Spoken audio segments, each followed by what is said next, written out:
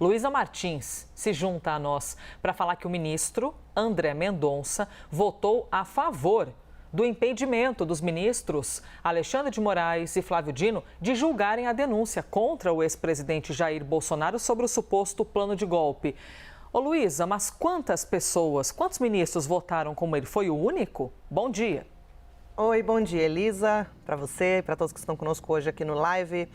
Elisa, Mendonça foi o único e se consolidou aí como uma voz isolada, né? Uma voz divergente dos demais em todos esses casos que envolvem, direto ou indiretamente, a investigação sobre a tentativa de golpe de Estado. A gente lembra que a denúncia contra o ex-presidente Jair Bolsonaro e os demais 7 acusados nesse primeiro núcleo, que é considerado o núcleo principal da suposta organização criminosa, esse julgamento está marcado agora para a próxima semana, para terça e para quarta-feira, e houve, por parte das defesas, uma série de pedidos, né, para que Moraes, Dino e Zanin fossem considerados impedidos de julgar essa denúncia contra o ex-presidente, por uma série de motivos, né? E aí tudo isso foi negado pelo presidente da Corte, ministro Luiz Roberto Barroso, houve recurso por parte das defesas e aí esse recurso foi levado para um julgamento em plenário virtual em que todos os ministros da Corte puderam participar. Uma oportunidade rara, inclusive, Elisa, porque afinal esses julgamentos da denúncia e depois até o julgamento de mérito, que é a hora da condenação ou da absolvição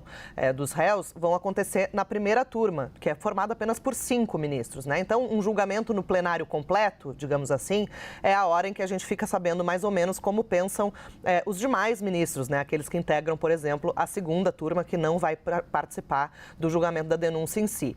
Nesse ponto, Elisa, é que a gente consegue ver que Mendonça se coloca mesmo como uma voz dissonante, né? Uma voz divergente dos demais.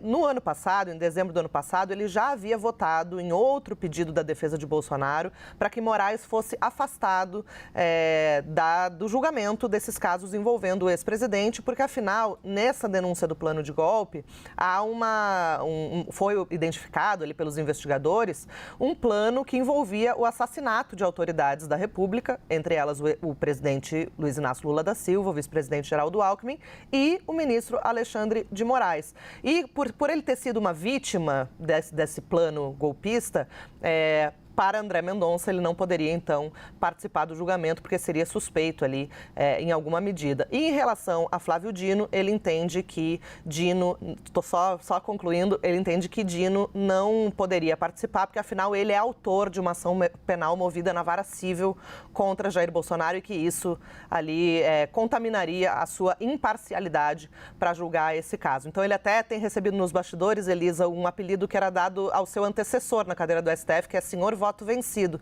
porque o Marco Aurélio Mello, que era o ministro que o antecedeu, também tinha esse apelido porque tinha esse costume de divergir dos demais. Nesse ponto, André Mendonça parece seguir a linha do antecessor. Luísa Martins, obrigada, por ter trazido esse olhar jurídico do nosso Brasilzão.